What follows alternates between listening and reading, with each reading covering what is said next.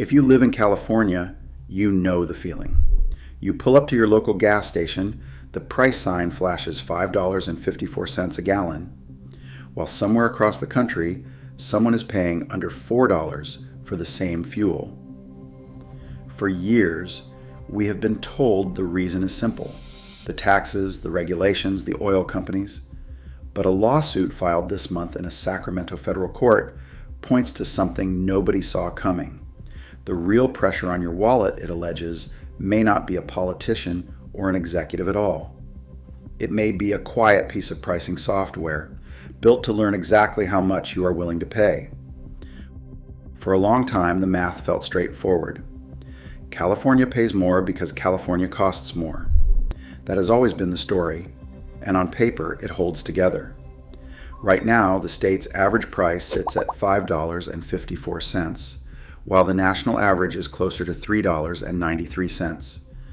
That is a gap of about $1.57 on every single gallon. Fill a tank once a week, and that difference quietly adds up to hundreds of dollars a year that a driver in another state simply never pays.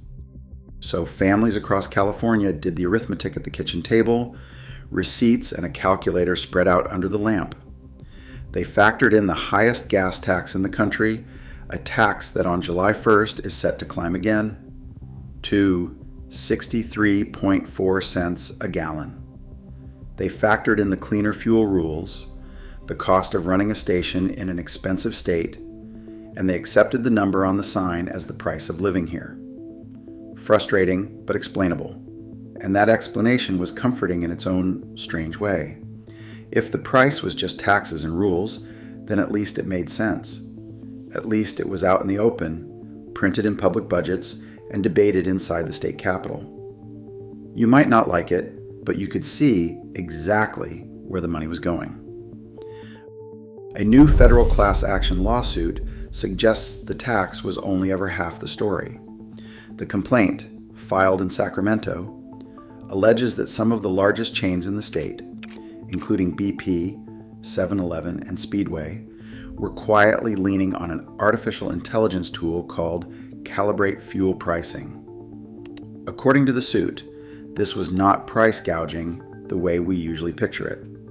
There was no shortage, no sudden crisis, no obvious villain twisting a valve somewhere. The lawsuit describes something it calls algorithmic collusion, and it claims that pattern ran across a network of more than 1,700 gas stations spread across the state. If those allegations hold up, it would mean the price you have been quietly accepting at the pump was, at least in part, recommended to those stations by a machine. The simple story is the one we all tell ourselves. A gas station charges whatever the market will bear. If the price feels too high, you drive down the road, find a cheaper one, and the threat of losing your business keeps everyone honest.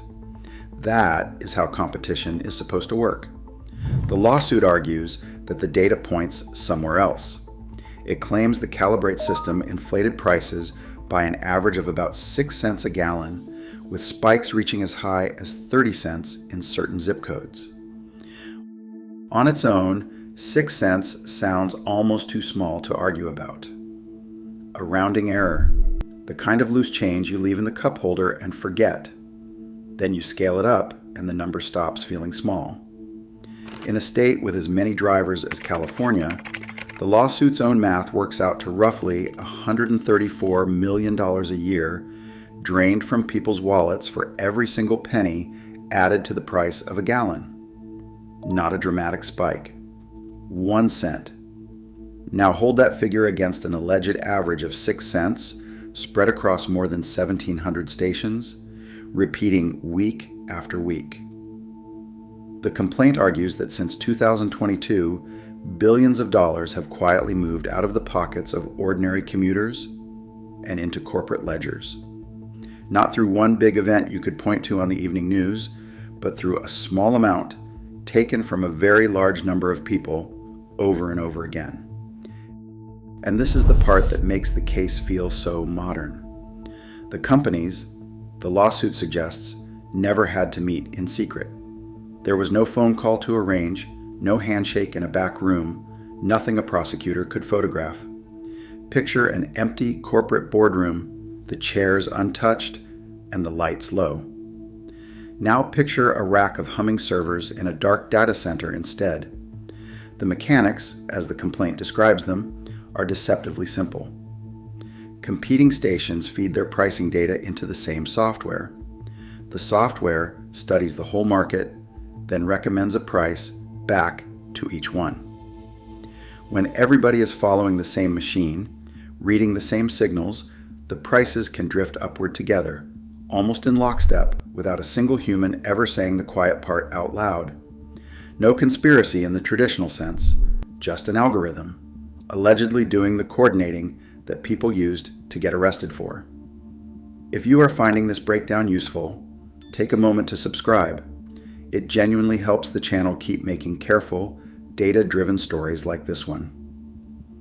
Now back to the case. It is easy to lose the human side of this in the size of the numbers.